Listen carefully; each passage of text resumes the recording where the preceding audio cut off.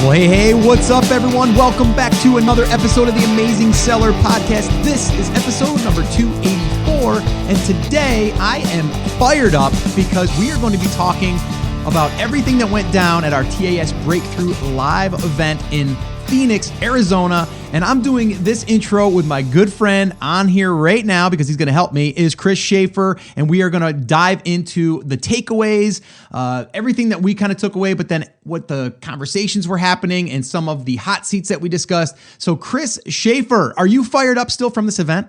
I'm fired up. And I got to tell you, I have so much fun with these that it's not even funny, right? I was sitting, it really isn't like, there's so much value in this for us, even. Oh, right? yeah. Like you and I get takeaways out of these, which is really, really, really cool because, and one of the things that we're going to talk about, you know, we're not even the most successful people in the room some of the time. No.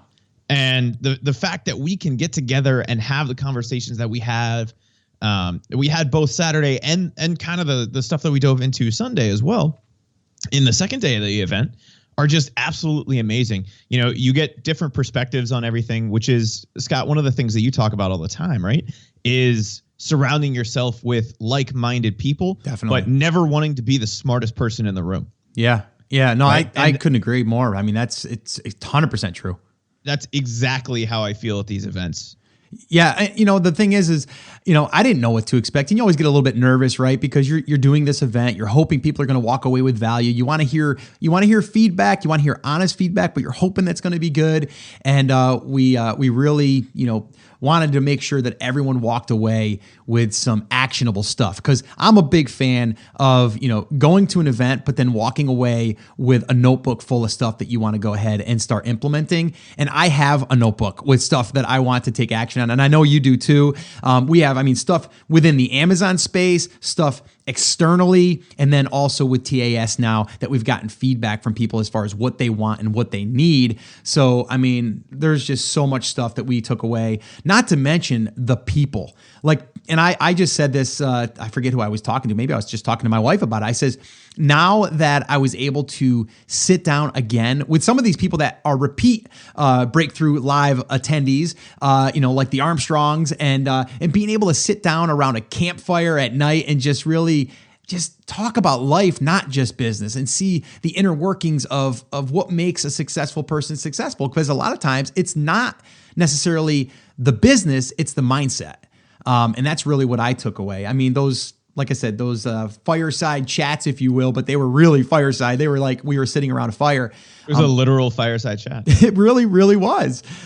So what I did want to do, though, is I wanted to make this episode actionable as well, because there was some hot seats that we did. We did actually 10 hot seats on day one. And what we did there was we listened to sellers as far as like what they're stuck on like right now, or what they're needing help with to move forward. And the cool thing is these aren't like people that are getting up there and like, I want to know what product I need to select. Okay. Now there's nothing wrong with that, but these people are past that, and most of them way past that. And some of their sticking points, we were kind of scratching our heads saying like, you seriously think that's a problem? You know what I mean? The one girl. It's the quality of the questions and the quality of the concerns that are different, right? And it's not to say, like you just said, that being stuck on product selection is a bad thing. That is one of the most difficult things. Totally. But it's not necessarily like a business problem or a growth problem. It's a mindset problem, right? Totally. If you found these products and you now have selection paralysis, this is what I'm going to start calling this, right? You have to pick one, and there's not really much we can do to help you pick one other than look at the numbers and go, that's probably the one that I would pick. Yeah. Right? Yeah. But some of the questions that we got were, you know, how do I work better with my partners? How do I grow past the cap that I've hit in my business? Do I create a second brand now that I've made this first one successful, or do I keep pursuing those? And it's stuff that you and I don't necessarily think about on a daily basis. So we get to sit there and discuss it with not only the person asking the questions, but the other 29 people in the room, which is really, really cool. Yeah, no, absolutely. And, you know, I think once you start to see that, you're like, okay, now we're out of the, you know, gloom and doom Amazon world, right? Because a lot of times, and, you know, again, I don't want people taking this the wrong way. When you're first starting, you do have doubts, you do have fears. We all do, we still do, right? But the thing is once you start interacting with these people that are kind of past that mindset, they're not thinking that like Amazon or their e-commerce business is going to go away tomorrow. It's more of like, okay, what's next now that I'm at this level? What do I do to move forward? And that's really what I do want to break down here. Before we jump into that though, I've been getting some emails from people. I've been getting some messages just saying how I guess excited they are, but then the things that they're going to do. Like Jarrett, who was on the podcast from our last event, who says he's already getting ready to build his external list to 10,000 subs by I think January 1st. So he's all fired up. But I've been getting a lot of feedback from people saying how excited they are to really implement what they learned. But I did want to read this one. Chris, if you don't mind pulling that up and just read the one. This one here came in last night, literally. And I was like, holy crap, like that's pretty powerful for us to hear, because you don't know the impact until people actually tell you the value that they feel it's worth by being around these people. So if you could read that, Chris, that'd be great. Absolutely. There's actually two things I wish to share. The weekend was amazing. My brain still hurt. Not only was the material covered way deep, but the average IQ in the room was seriously hampered by my attendance. And honestly, guys, Scott and I feel the same way. Right? Astonishing knowledge base. I've already made huge changes to our processes. I can't thank you enough for the effort you put into this and the curriculum. I wish I could have some time to get to know you and your wife a bit, but perhaps the next TAS Live, as I will be there for sure. I was second guessing my decision to come right from the time I pressed the pay now button, but since a bit of time has elapsed from the weekend, I realized I received over $100,000 in knowledge. That's one hell of an investment return. Thank you many times over. Yeah, that was awesome. On day 2, we talked a little bit about, starting to use your Amazon customers to build a list externally. And he said, I had my VA take the last 200 people that purchased the product, do what we talked about on day 2, did a little research and found my audience. Bam. Now we know who to market to. And he, kind of signed off from there. And I think that's absolutely powerful. So not only was he able to get a ton of value out of it, but he's already since then. And this is Thursday after. Yes. It's been a few days since, you and I flew back finally.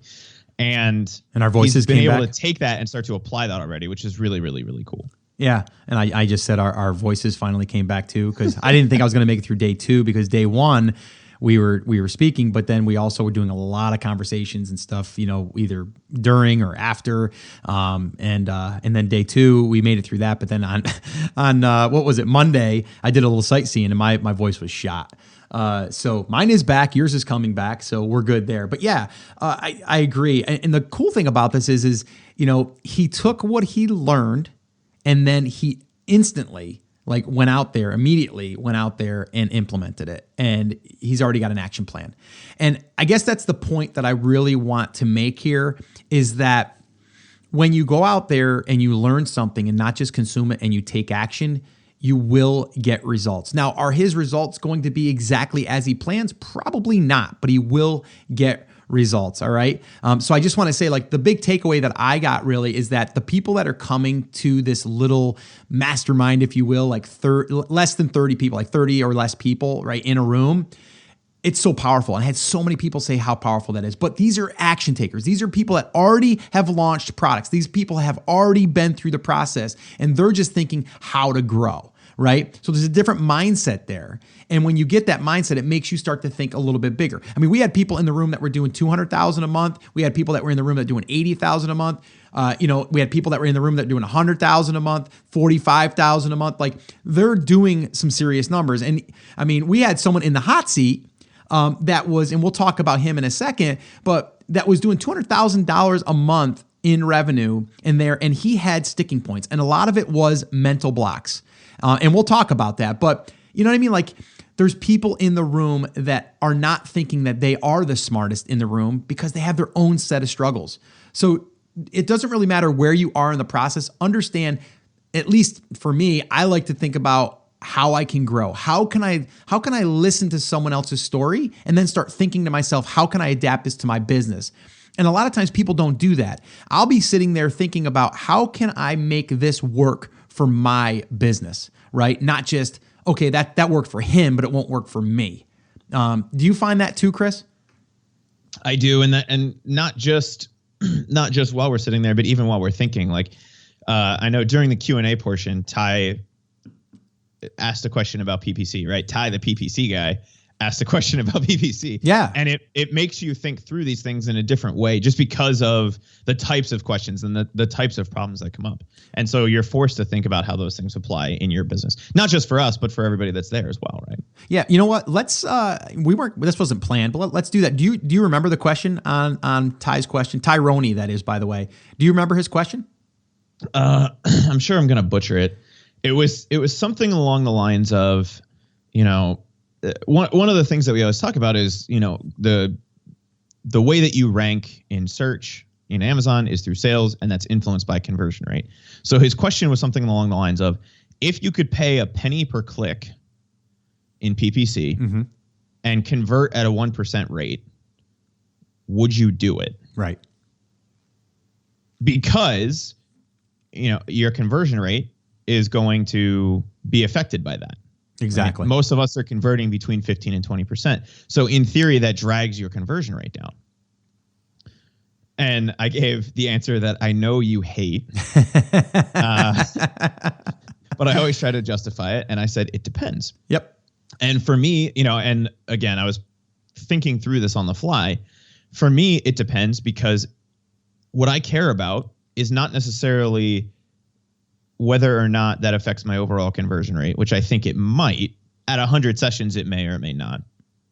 But whether or not it influences my conversion rate for that specific search term or keyword, right? And if at one sale out of 100, it's helping me improve for that keyword or search term, then I'm going to do it. At one sale out of 100, if I'm dropping in rank on that search term, then I'm still going to pause it because I want to convert at a higher rate for that search term because it means I'm going to get more sales, which means I'm more likely to rank higher for that search term. Does that make sense? Yeah, that makes total sense. And again, I don't think there's a right or a wrong answer there. It was a great question, and it was funny that Ty actually raised his hand and asked. I'm like, what the heck's Ty asking here? It was Stump the Moderator. Yeah, it was. I think it was. And I think you did very well on your feet. And it was a good answer. And I think, it does depend. It really does. I mean, it truly does, because it could work for some and maybe not work for others. My initial thought was, man, I don't want 100 people going to my listing and not converting, only converting to one, because I think that would hurt. But in the same breath, like you were saying, if you can get one or two to help you convert, to convert, so this way here you can help rank, then that may offset that. And it's relative, yes, right? And it has to be because relative. Exactly. Some keywords or search terms, I guess if we're talking about PPC, but your rank is determined based on how likely you are, and this is just the way I phrase it. Obviously, it's a lot more complicated than this, but based on how likely you are to sell for any given search that a customer runs, right? Right. And that's why when you look at Jungle Scout sometimes, the top selling product isn't ranked number one. It's because the other product has been determined by Amazon to be more likely to sell. One of those factors is your conversion rate for that keyword or that search term. And so if everyone else is selling at or converting at 0.5% and I'm converting at 1%, then I'm converting better than everybody else. Right. If everybody else is converting at 10% and I'm converting at 1%, I'm converting worse. So I'm going to drop. Yeah, exactly. Yeah, I mean, again, if you're thinking about this stuff, as far as like your conversion rate and all that stuff, it does need to be tested. But I just want to highlight this again. Here we are in a room of 30 people, and then we start this conversation, and then you're going to get people making, their own suggestions. And this really was a great question that started that conversation. But again, people that you would think that are already, they know exactly what that answer is. They're really unsure, and they're asking questions, and they're not afraid to ask questions. And that's what I love about these small groups. And we did get a lot of feedback from people saying they loved the small, intimate, groups. They would rather this than, hundreds of people. Because this way here, we're able to connect on more of a one-on-one basis. Everyone can chime in the room. And that leads me to my next thing. Like, connections are made here, like relationships, partnerships, really strong friendships are made. And I told you this just before we got on here, there's a couple guys that were at the last event in Denver, in the TAS Breakthrough Live in Denver. And I didn't realize that they became really good friends and that they were talking once a week. And they both kind of came over at dinner on day 2 and we talked for a good 30 minutes and we were just kind of talking back and forth. And they were like, yeah, I don't know if you realize this, Scott. Number one, our success is totally because of you. And I'm like, well, wait a minute, guys. You guys actually had to do it. And they're like, yeah, but if I never listened to the podcast, if you never got me started and got me through those initial stages, I never would be where I am today. And I wouldn't be here today to grow further. But, one of them's doing 6 figures a month. One of them's doing, $40,000 a month. So they're both doing really, really well. But they told me that they really feel as though they've helped each other grow. And that was because of that connection that they made between the two. And that doesn't mean it's going to always happen, but I do believe that those friendships, those partnerships, and they're not really partners, but they are in a way that they're helping each other, right? So I just love that. And if you guys are ever thinking about attending an event, really think to yourself, like, what do you want to get out of it? Is it the content that's just being taught, or is it the connections and the networking and the friendships that can be made? And also think about, and this is what I think about a lot, Chris, and I've talked to you about this. If there's an event with thousands of people, I need to know that I'm going to be able to connect with 20, 25 people somewhere, somehow. If I can't, then it doesn't really make sense for me to attend that, because I want to be able to surround myself with a smaller network of people. Now, if I'm going to an event of 100 or less, then I have a better chance. That's just my feelings. What's your thoughts on that? No, I agree with that 100%. And I'm going to throw this out here. For those of you guys who don't know, this is kind of how Scott and I met. Yeah. Right. I mean, again, a virtual type environment, but we were in a group with thousands of people, and we kind of took that. And Scott, you reached out to me and you said, hey, I'm going to reach out to a couple other people that I see that are active, and that's what you have to do at an event with thousands of people. Yeah. And then we started our own little mastermind. I think we had 10 people in there, right? Yep. And, we kind of grew from there. But in this smaller group, you're all very like-minded, and that's one of the reasons that the Armstrongs come. They live fairly close to me now that I've moved, and it's funny because I said, there's not really anybody in our area that gets together and talks about these things. There's not very many people who sell online. There's not, it's not quite big of an entrepreneurial area. It's much more, people have a 9-to-5 and you go from there. And so that's one of the reasons that they come, is because you can not only get the learning, but you have the relationship building and all of that stuff, and you get to sit around the fire and talk business, personal, everything in between, right? Yeah. And you get to grow beyond just the surface stuff that you would get in, say, a mastermind, and develop real relationships with people and learn not only from their business stuff, but from the minute details that come out when you tie their business and personal stuff together, and you get to see why they're successful, not just that they are successful. Yeah, no, I agree. And it's funny, this time I brought my wife, and which was amazing, and she got to have dinner with us both nights. She wasn't at the event all day. She was with my daughter, but she got to meet everybody, and everyone was just, so kind and everything. But she said to me afterwards, she's like, I can now see what you mean about having these intimate meetups or these events, because you really get to see the people, and you get to really understand their story, and you get to understand more about them and what makes them tick. And it also gets you excited and fired up to want to grow right along with them.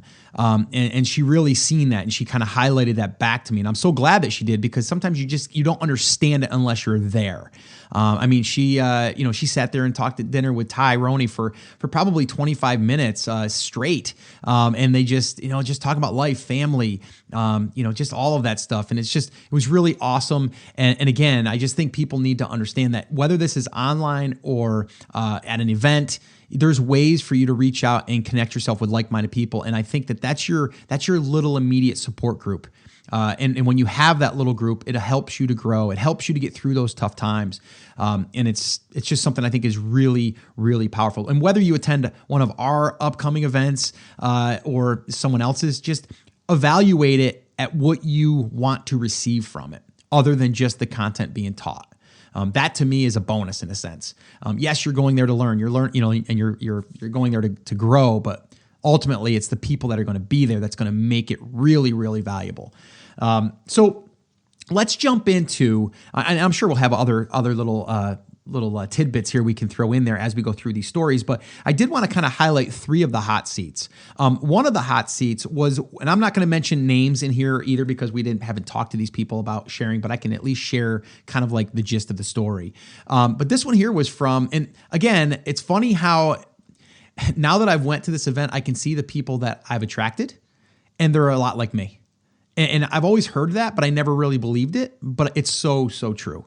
I get people of all walks of life, but they're very similar in their mindset and kind of, their goals and their missions in life, but also maybe what they came from. And this guy here was a plumber. Okay. You guys all know I came from the construction field. So him and I we had another guy there that was a contractor, so it's like I had another guy there that was a truck driver. So you know what I mean? Like I can see that people resonate and relate to where I came from. Right? I know all about the plumbing industry. So him and I had a lot of good conversations, but we were talking about him building his Amazon business. So what I want to kind of highlight here is he had a unique problem. And Chris, if you have more details on this, because I'm just kind of going off the top of my head here, but the question that he had from us was he had a popular product that he was selling. And the thing is that he only had one product. And he wanted to know like what he could do. And I believe he ran out of stock a few times and he was going to get back in stock. But he wanted to know like, what do you recommend I do at this point? Is that how you remember it, Chris?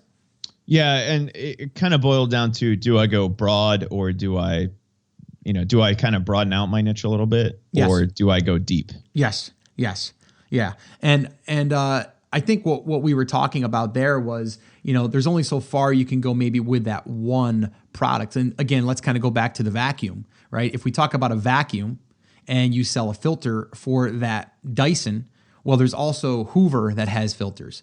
So do you go along that line and just adapt it to that? Or do you go completely different and get out of vacuums and go into something else, right? Exactly. Is that kind of how you've seen it? Yep. So what was our advice, Chris? Do you remember? I remember what you said or what I said. No, and I mean, to me, what it came down to was you can absolutely go deep on this product. Yeah. Right. And that's probably where I would start. Yeah. Is that what I said? Yeah. I'm pretty sure that's what I said. Yeah. It's funny here. We're going on the fly here. Then, this is not rehearsed, by the way. No, I think the gist of it came down to this. Number one, we were so like, just, I guess, giving him like all types of high fives because, here he was, I think he's got 6 kids too, by the way. Like he's got like 6 kids and, he's, saying to himself, I want to try this thing. And what do I know about? And he kind of knows about this industry. He actually bought something, as a closeout for retail ARB and then found out, off the shelf and then instantly listed it. And I think he bought it for 10 and sold it for like 40. Something like that. It was something crazy. And then that's what kind of had him start to see that there was a market for this. But his problem was, again, I've got the one product, so what do I do with that? And I think our overall advice to him was try to take that product. And yes, if it can be adapted to different products across, the board, then do that. That's the easiest way to do it. But then start finding those other products that could be potentially the same thing that could serve another product, but then have multiple ones across that, if that makes sense. So it's kind of like I said, like the filter for the, like the vacuum. If you have a Hoover, there's going to be a certain, 5 filters that goes across. If you have a Dyson, there's going to be 5 filters that go across. You know what I mean? And then you can kind of build it out that way, but still staying within your niche, right? So if someone needs a filter, they're going to go to you because that's what you carry. And I think that was the advice that we had. And his was unique too because we talked a lot about like building up your email list and and being able to do external stuff. And this here is really like a non-sexy thing, right? If you were selling filters, that's non-sexy. But could you still build awareness around this? And this is where our vacuum cleaner came in because on day 2 we talked about this contest model, and in the contest model there was a vacuum that was being raffled off.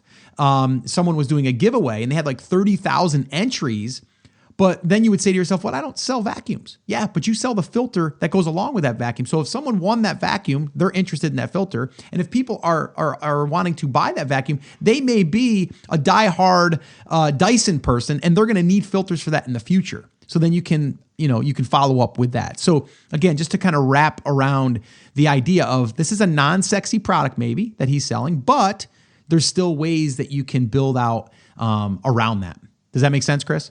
It does indeed. All right, cool. All right, so let's move on to the next one. This one was kind of funny because, not funny in a bad way. It was kind of funny because here, a guy comes up, sits in the hot seat, and he goes, all right, so, well, first off, give you a little bit of a background on me. Right now, currently, I'm doing about $200,000 a month. And I'm like, okay. I'm only doing $200,000. And I'm like, okay, you might be in the wrong room. And he's like, I didn't say that, but you see what I'm saying? Like, I mean, this guy's crushing it, right? So we got to the root of it. And just to kind of let you guys know, he's done Kickstarter programs or Kickstarter campaigns for a lot of his products. This is a guy that can actually create his own product.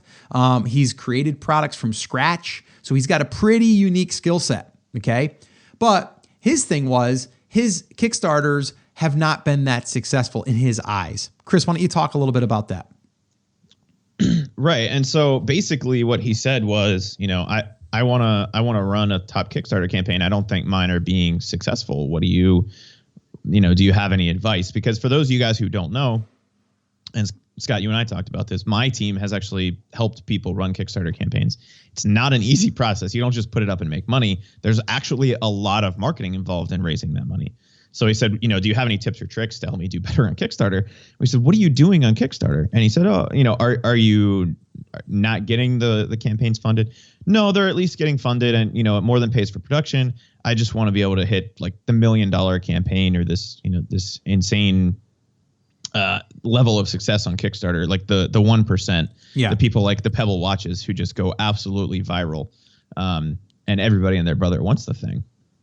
And you and I kind of looked at each other and I said, well, is the goal to do that, or is the goal to build a long-term sustainable business? So that was the conversation that we ended up having do you want it, do you want to make money doing Kickstarters, or do you want to build a long-term sustainable business? And oh, by the way, since you're already paying for production, that's not a not successful campaign, right?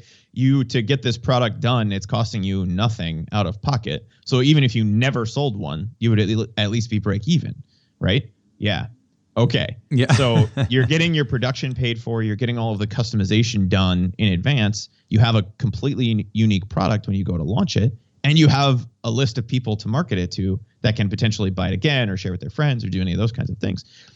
And that's the conversation we ended up having. Yeah, well, and we kind of got down to the root of it because I'm like, okay, wait a minute here. I said, all right, typically, how much is your Kickstarter doing? He's like, between $20,000 and $30,000. And I'm like, okay.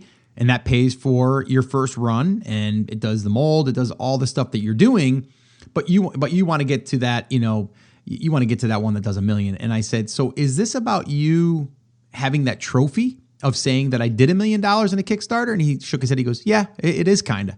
And I'm like, okay, so, and that's fine. If that's what you want that to be, that's fine. Don't stop there. Like, that's okay. But that can't be like I guess the final thing, right?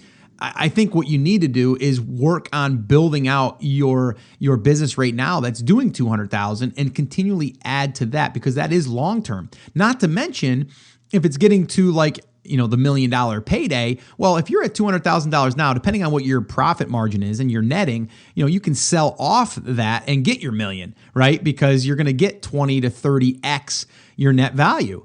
And shook his head and he said, yeah, okay, I get that. But it really came down to, and he admitted this afterwards, it's a mindset thing. It's like, why am I doing the Kickstarter? Are you doing to just fund your product creation? And the answer was not really. It's really to, see if I can hit that $1 million in a Kickstarter, because that would be kind of cool.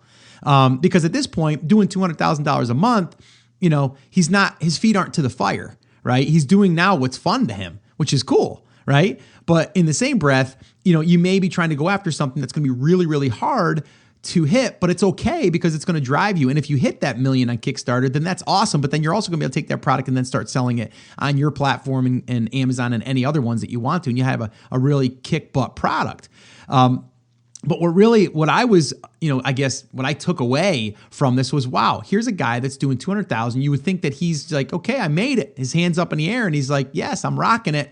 And he still had goals and he still had, things that he was shooting for. And I think that that's how it's always going to be. And, my good mentor, Tony Robbins has said, if you're not growing, you're dying. And I think that that's so true, because if you think that you're reaching like the end point, you're not thinking with the right mindset, because you're then not striving to do better. And whether that's better, not just financially, but maybe it's that you want to reach more people with your product to help them, right? Maybe that's the mission, right? Maybe that's it. Maybe it's a cause. Maybe it's something like that. Because once you hit that goal for money that you need to live the freedom lifestyle, then, after that, it's what are you doing it for? Right? And there's going to become a bigger mission there. And I know that, himself, talking to him personally and stuff too, like he wants to do good. He wants to create like innovative products that people can use and enjoy and be part of that. And it would just happen that Kickstarter would be a $1 million Kickstarter. But I think we got him on the right track. I think he's still going to maybe play around with that, but he is looking more at the long-term plan and maybe an exit strategy. I will say one tip that he told us all there is if you run a Kickstarter program for your product, and even if you don't even get the funding, or even if you don't, meet your goal there, the ranking inside of Google for your product will be very high, because Kickstarter ranks really high within Google. So after that ends, there's still a link that can get sent to wherever you want to send it. Isn't that correct, Lee or Chris? Yep. Yeah, that's what I thought. So the ranking there is really powerful because the authority of the Kickstarter. And I think there's another important takeaway, and I'm saying it's important because this was one of my pieces of advice. Not because it's necessarily profound, but because I think I'm important. No, I'm just kidding. And, he said, the goal is to get to that million. And I said, okay, there's two ways that you can approach this. You can either only pick products that can potentially get you that million, or you can continue doing exactly what you're doing and you're still going to get to that million eventually, because you're going to hit a product that goes, right?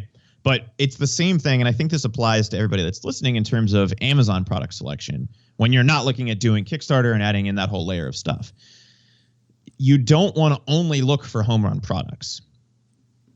You want to look for singles. You want to look for bunts. You want to look for doubles, triples, and eventually, by accident, by building your foundation correctly, by looking at a bunt, on an infield error can turn into a double. Sure. Right? Absolutely.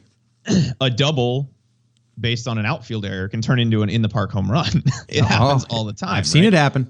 For those of you guys who don't know baseball, they're doing better than they thought they were going to do, right? Yeah. And it happens all the time with Amazon as well, because you go, okay, well, I'm probably going to get to 10 sales a day, and then all of a sudden you end up at 30.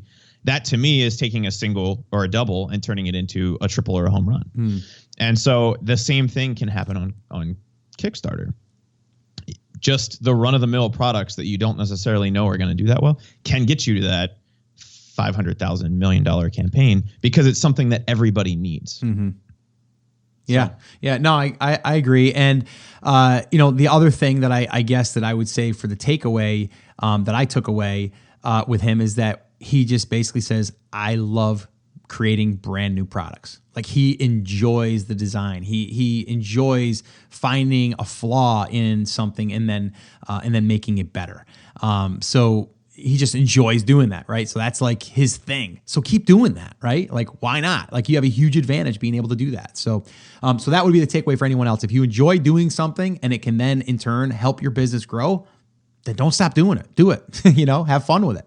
Okay, the last one I want to talk about real quick is the 80-month with one brand story.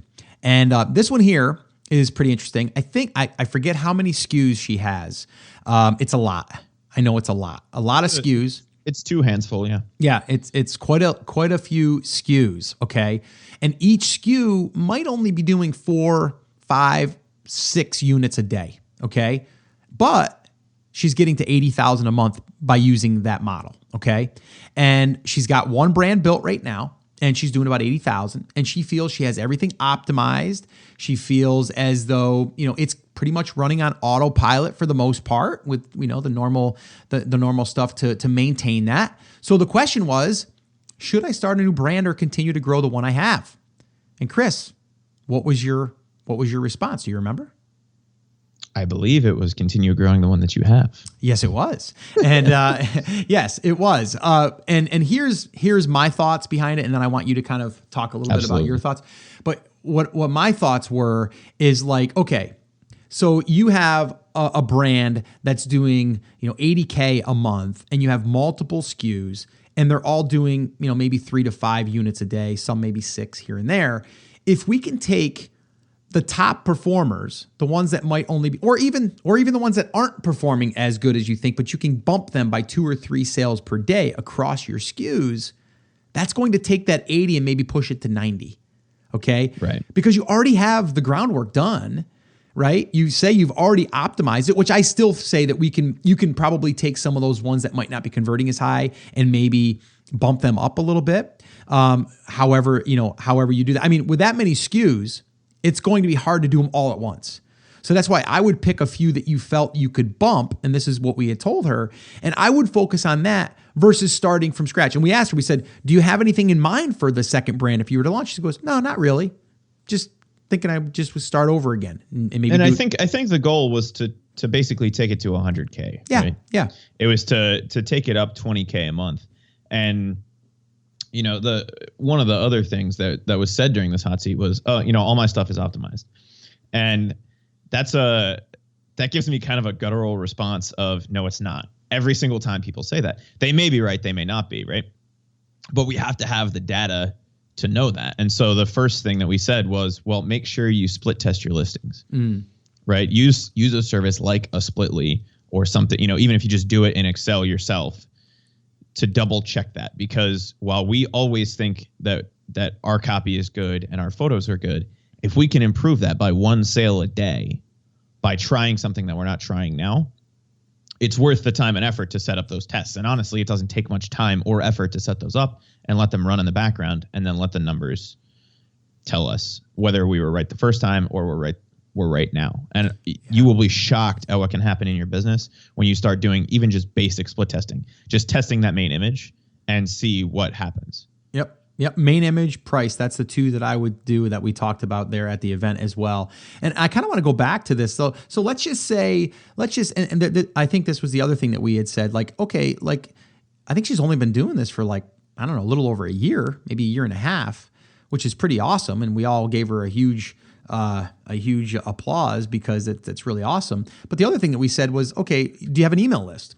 And she was like, well, it's kind of small, very little, not many. I forget what she said, but I think it was under 1,000. But she's got a lot of customers. I think it was like 200 or 300. Right, but she has a lot of customers that we have a few strategies that we can get those customers information, and then we can start retargeting them on Facebook. So that would be another strategy to try to then reach people that have left that didn't buy and bringing them back. So that was another strategy that we talked about. But the other thing that we said to her is like, okay, you're at 80,000. Let's just say that you're netting 30,000. Okay. And if we were to do like a regular, I don't know, 20, 25X, right? Because that's usually what you do when you sell off a business. It's usually, depending on the growth, depending on how long it's been selling, we do 20 to 25X, basically 25 times. So if we took that number of 30,000 for 25X, that's $750,000 that business is worth technically to someone who would want to buy it, right? So, you might want to push that to where you get to that million mark, and then you're going to sell it off and you're going to exit when you get to the million, right? But the asset that she has is, to me, incredible. And we also made her aware of that. And she was like, okay, that makes sense too. So there's a lot of different reasons why I would still focus on this main brand and continue to try to get that 80 to 100. So this way here, the cash out at the end, if I was going to exit, would be there. But also just to grab that extra 20 that you could do just by using what you already have versus taking your focus and going outside of that. Because I said too, once you go to that second brand, even though you don't think so, it's going to take away from this brand. It's just going to. Even if it just takes away from growth. Yeah. Right? Yeah. Even if it doesn't take away from sales, you may be able to maintain that at 80. But if you're not at least continuing to do some things like the split testing and spending time dedicated specifically to this brand, if you're spending, your 40 hours a week, and we keep throwing that number out, but if you're spending your full-time effort on this brand and you then split that, there is going to be a drop somewhere. It may not be in the top line sales, but it's probably going to happen in the growth, right? Absolutely. Where this brand may have grown from 80 to 100 on its own. You're now spending that time on another brand trying to grow that to 20K a month so that you can get to the 100,000 mark.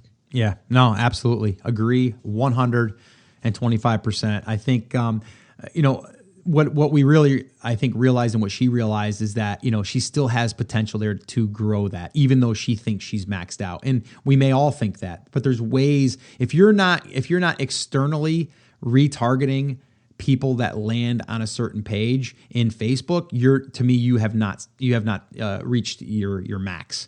Without a doubt. I mean, there's so much that you can do. And we talked about that on day 2 as well as other things. And I think she was excited about that.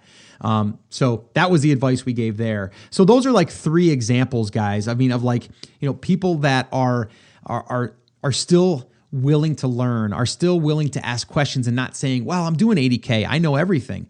I mean, that's not how you grow as a business. And I think that being at these events, I mean, I learned a ton just from sitting there giving advice, but then also listening to other advice that's being given from other attendees. And then just afterwards, people talking amongst themselves and listening to conversations. It's just really, really awesome to be able to be a part of that. And I'm still fired up, and I still got a ton of things that we want to do. And again, sometimes it's hard because now you have to prioritize them and say, what should we do next that's going to be most beneficial and it's going to have the most impact. And I think that's a hard thing when you leave one of these. So you have to kind of prioritize them, let it kind of the dust settle a little bit, and then start taking action on those things that can move the needle. Chris, any last little bits of thoughts or advice that you'd give anyone right now, depending on what stage they are in this business? First, if you're not somebody who likes to go to events, find an event and go. Even if it's not 100% Amazon focused, right? Find some sort of way to get involved, because you're always going to learn and grow. But again, it comes down to the surrounding yourself with like-minded people thing. Yep. That makes the biggest difference. And whether it's people inside the classroom, like I know a lot of the people in the classroom have their own little masterminds. I know there's some little masterminds that go in the big TAS group as well. Those types of experiences are going to be what takes your business to the next level. It really is. And it sounds cliche, but it's the truth.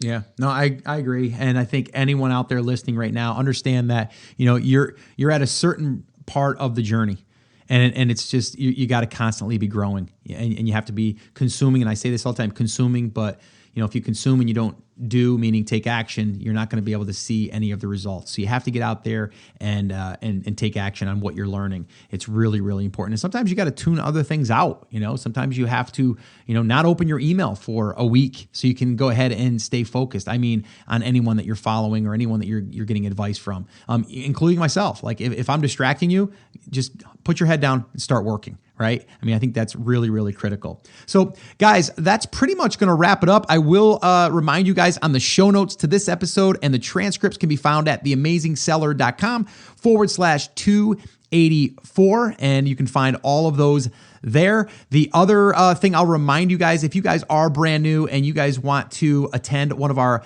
live, it's not a live in person, but it's live online workshops, you can head over to theamazingseller.com/workshop, and we can help you out over there, answer any questions that you have there as well. So go over there and register for an upcoming one. We would love to hang out with you for the evening or the afternoon, depending on what time we're doing it when you visit that page. So Chris, I just want to say thanks again, man. I am pumped for what we have planned in the future as well. And guys, remember, I'm here for you. I believe in you, and I'm rooting for you. But you have to. Come on, say it with me. Say it loud. Say it proud. Chris, you going to say it with me today? Sure. 1, 2, 3, take action. Have an awesome, amazing day, guys. And I'll see you right back here on the next episode.